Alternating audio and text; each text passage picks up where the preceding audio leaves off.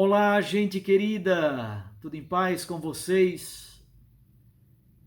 Hoje é domingo, dia do Senhor, dia de festa, dia de alegria, solenidade da ascensão de nosso Senhor Jesus Cristo. Ele está glorioso à direita do Pai, mas continua conosco, nos animando nos caminhos da história. Hoje é também o Dia Mundial das Comunicações e eu quero parabenizar todos os comunicadores, comunicadoras, de modo especialíssimo, parabenizar a PASCOM, a Pastoral da Comunicação, que no nosso regional é acompanhada por Dom Jaime, arcebispo de Natal. Como a PASCOM tem feito um trabalho belíssimo por esse Brasil afora, em cada diocese, em todos os períodos, mas especialmente neste período de pandemia. O trecho do Santo Evangelho de hoje é de Mateus 28, de 16 a 20, mas é a primeira leitura dos Atos dos Apóstolos, capítulo 1, que narra o episódio da ascensão de Jesus. Nós vamos acompanhar o texto do Santo Evangelho e meditar um pouquinho a partir desse texto. Naquele tempo, os 11 discípulos foram para a Galileia, ao monte que Jesus lhes tinha indicado. Quando viram Jesus, prostraram-se diante dele. Ainda assim, alguns duvidaram. Então Jesus aproximou-se e falou: Toda a autoridade me foi dada no céu e sobre a terra. Portanto, ide e fazei discípulos meus todos os povos, batizando-os em nome do Pai e do Filho e do Espírito Santo, e ensinando-os a observar tudo o que vos ordenei. Eis que eu estarei convosco todos os dias, até ao fim do mundo. Palavra da salvação. Glória a vós, Senhor. Vamos retomar um pouco esse texto e meditá-lo. A primeira coisa é que esse texto, Mateus 28, de 16 a 20, é a continuação do texto do Evangelho de Mateus que nós lemos na segunda-feira da oitava da Páscoa. Se vocês forem lá atrás, houve o domingo da ressurreição, no dia seguinte, lemos o texto de Mateus, capítulo 28, versículos 1 a 15. Maria Madalena vai ao túmulo e é ali que Jesus lhe dá a orientação para que ela transmita uma mensagem aos apóstolos. Qual é a mensagem? Vão à Galileia. O que significa a Galileia nesse texto tão bonito? Primeiro, tem um aspecto temporal. A Galileia simboliza o passado, simboliza a origem do ministério público de Jesus.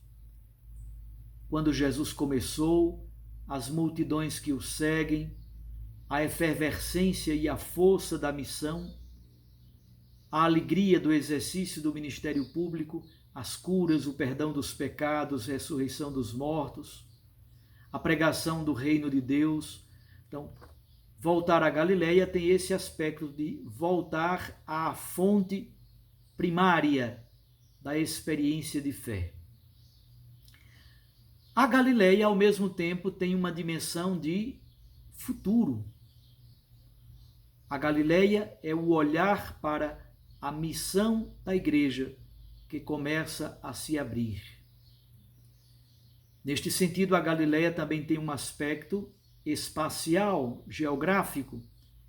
Vocês sabem que a Galileia está ali incrustada entre a Decápole, o território de Filipe, a Síria e a Fenícia. Galileia, no livro do profeta Isaías, é chamada de Galileia das Nações. É a Galileia dos pagãos. isto é, a Galileia está na fronteira física, na fronteira geográfica com o paganismo. Então a Galileia tem aspectos teológicos tanto do ponto de vista temporal como do ponto de vista geográfico e espacial. É um olhar retrospectivo para o passado. É bom não esquecer que os discípulos de Jesus traíram, negaram, fugiram, desapareceram. Então voltar à Galileia é uma experiência fontal para que os discípulos se reencontrem com o Senhor. Segundo, a atitude dos discípulos é dupla e ambígua ao mesmo tempo. Primeiro, eles se prostram em adoração. É o verbo proskineu. Proskineu significa prostrar-se, dobrar-se em sinal de reverência e de adoração. É o reconhecimento de que Jesus, glorioso, Filho de Deus, se revela plenamente na sua identidade divina. Eles se prostram para adorá-lo. Mesmo assim, ainda assim, final do versículo 17, alguns duvidaram. Esse é o mesmo verbo que está lá em 14:31 de Mateus. Mateus 14:31 é o episódio em que Pedro quase afunda no lago. Caminhando sobre as águas, ele praticamente afunda. É preciso que Jesus intervenha. E o que Jesus diz para Pedro? Homem de pouca fé, por que duvidaste? Diante de Jesus, eles se revelam adoradores, reconhecem que Jesus é o Senhor. Mesmo assim, duvidam. Há uma ambiguidade nessa postura. É a situação da comunidade dos discípulos de Jesus de todos os tempos. Também nós temos um desejo sincero de segui-lo, de amá-lo, de reconhecê-lo como Senhor de nossas existências, mas ao mesmo tempo fraquejamos na fé. Terceiro, qual é a atitude de Jesus diante da hesitação, diante da dúvida dos discípulos? O texto continua dizendo no versículo 18, Jesus então aproximou-se. Diante da dúvida e da hesitação, Jesus se aproxima. É essa proximidade de Jesus aquilo que cura a nossa falta de fé, cura o nosso desânimo. Como não lembrar do episódio de Lucas 24, os dois discípulos de Emaús? Eles estão voltando para casa também tristonhos e desanimados. Jesus se aproxima e começa a caminhar com eles. Essa proximidade, esse caminhar conosco, cura o nosso coração, cura a nossa fraqueza, cura a nossa pouca fé e a nossa hesitação. Depois vem a mensagem de Jesus, com 4 verbos. Ide,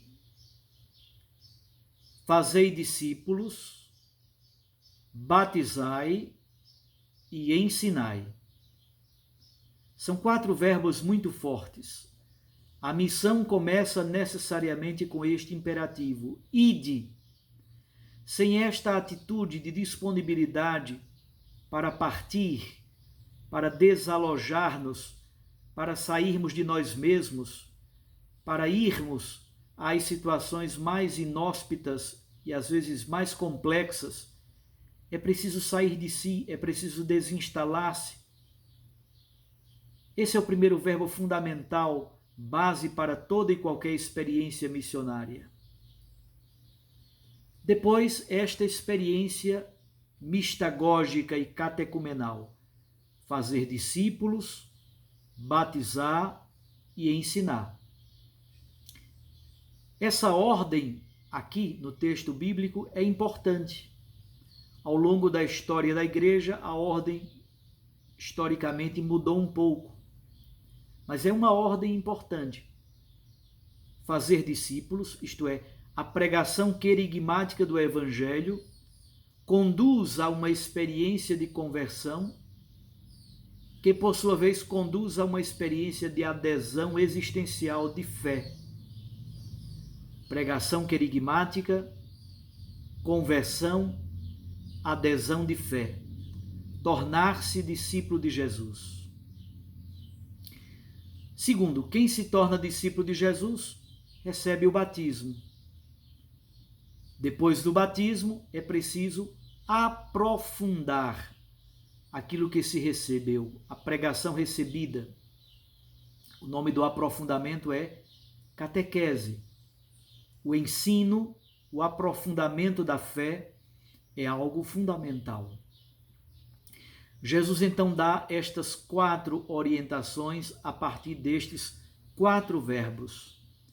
Ide, fazei discípulos, batizai e ensinai.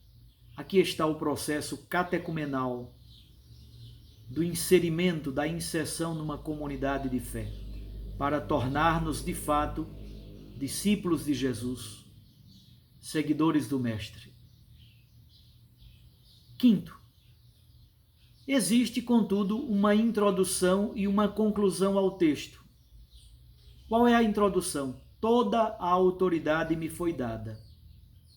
Qual é a conclusão? Eu estarei convosco todos os dias, até o fim do mundo.